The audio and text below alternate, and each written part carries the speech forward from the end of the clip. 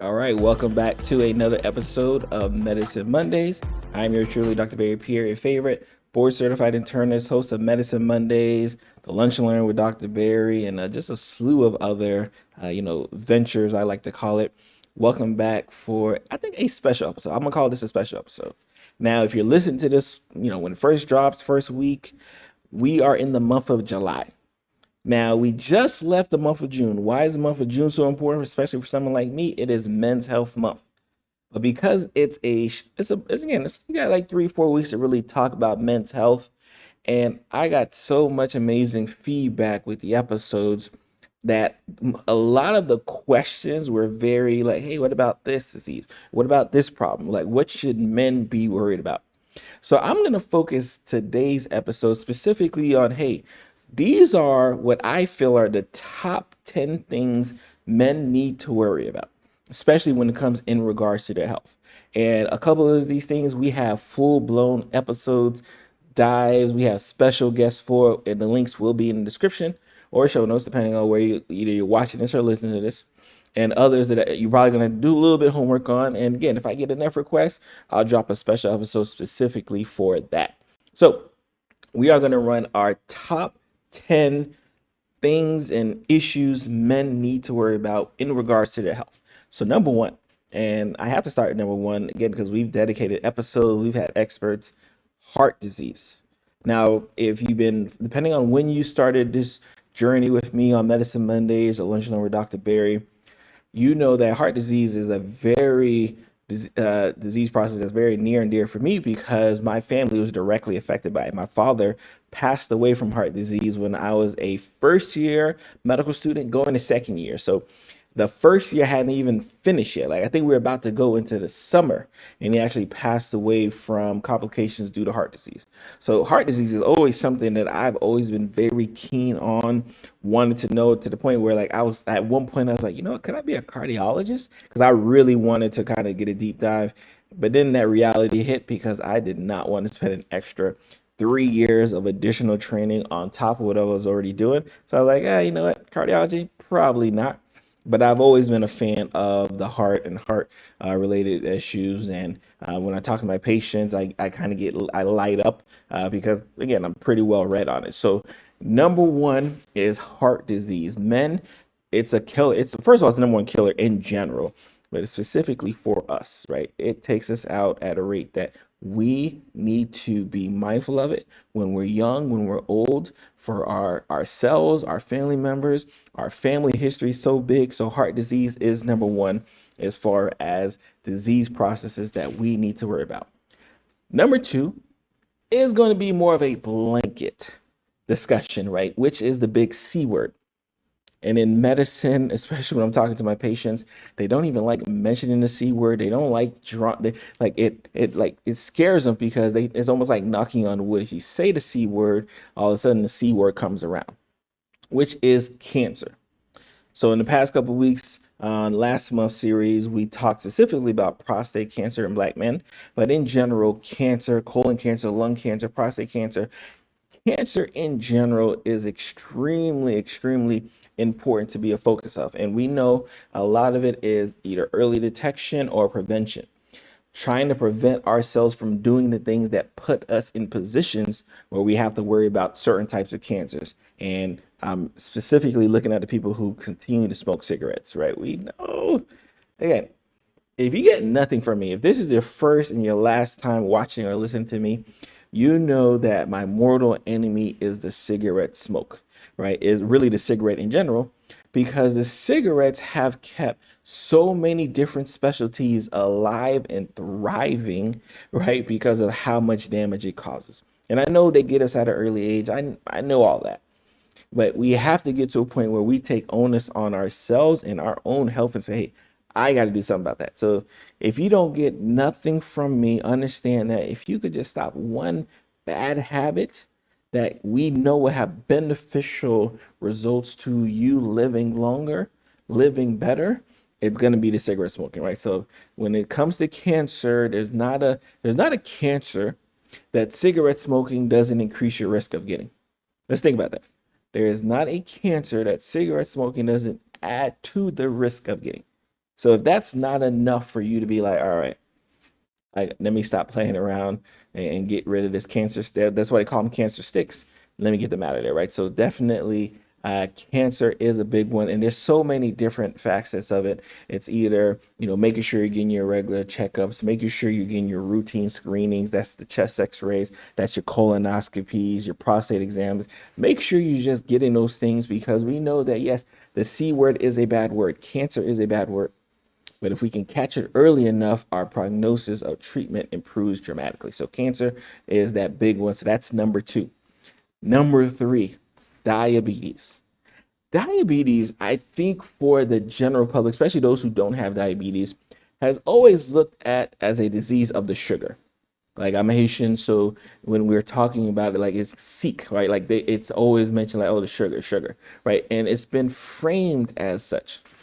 My job since learning about diabetes and learning of all of the detrimental effects associated with diabetes is to really classify it as a severe vascular disease that just happens to be masked in the sugar.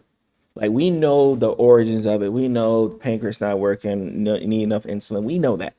But what happens is the long-term effects of having that system compromised is a vascular problem through and through.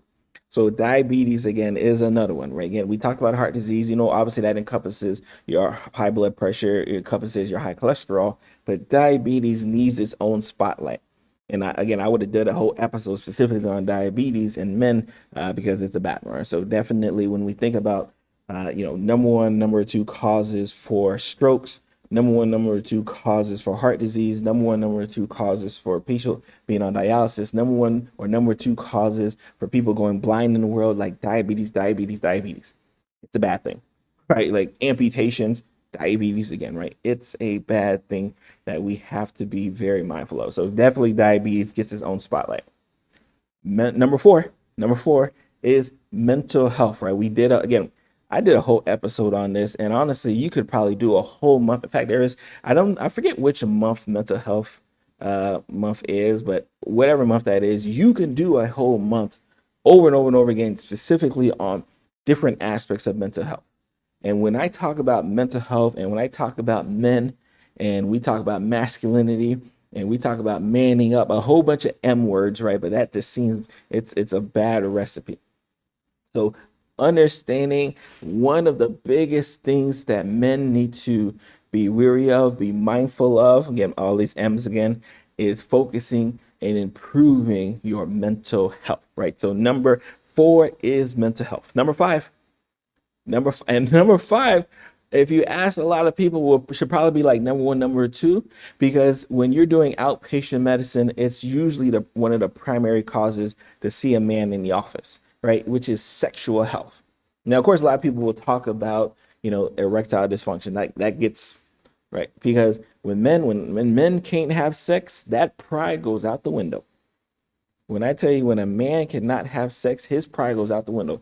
All of a sudden, he has no problem coming to the doctor's office saying, hey, doc, I need those pills. I need help. No problem whatsoever. Even though sexual dysfunction could be a precursor to a lot of things, right? Sexual dysfunction could be a precursor because your diabetes is controlled.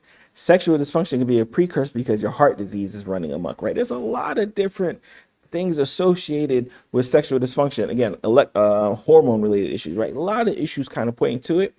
But if you want one way to definitely get a man to come in your office and do an outpatient visit, it's going to be sexual health related issues, right? So again, it has to be in your top 10 reasons why a man should be focused on their health, right? Because if their sexual health is not good, everybody hears about it, everybody feels it, right? Number 6, we kind of mentioned it in the prostate. We kind of mentioned it in the cancer category, but prostate health. Understanding just how important the prostate, and mind you, I did a whole episode on it, right? Check that out. A link will be in the description. Understanding just how important a function your prostate is. And when we talk about one of the biggest killers in the cancer category, prostate raises to the top, right? So that's why I always, even though I could talk about colon cancer, even though I could talk about lung cancer and all the other cancers, I always make sure I highlight prostate cancer, especially for men, because what? It's a disease that only affects men, right? Only men have prostate, right? So it's a disease that only affects men. So of course, I'm gonna make sure when I'm putting a spotlight on diseases, I'm gonna do hype the ones that specifically go on the men, right? So number 7, all of these respiratory related diseases, COPD, asthma, COVID is now in that category of chronic respiratory diseases that we know can cause a problem if we're not mindful of. So men understanding again, and that's where the other C where it's cigarettes becomes such a problem, because we know cigarette smoking leads to a lot of disease, especially over long periods of time. There's been some studies where obviously a lot of people are focusing on marijuana, right? Like, and I did an episode, it was about a couple years ago, where I focused on like THC and vaping and how that was leading to a lot of respiratory diseases, chronic diseases that we're going to have to deal with as we get older. When we're young, we can kind of, because this is how we do it. We can kind of deal with like, a little cough here, a little cough there. But it's when we're old is that all of our young ways catch up to us.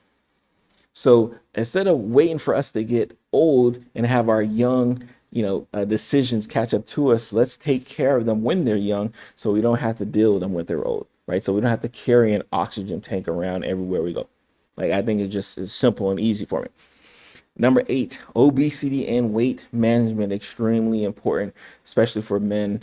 This is something that I've been battling my whole life, right? Just kind of dealing with just weight management, up and downs, and obesity in itself, because we know obesity will add to a lot of the chronic problems that we're already dealing with that we kind of mentioned above, right? Obesity will add to the issues with hypertension, will add to the issues with diabetes, right? Extremely, extremely important to focus on our weight management and obesity management, especially for men, right? When we're looking out for ourselves, right? And that's why I love this episode again, even though it's not the month of July. Even though it's not the month of June, I say, you know what?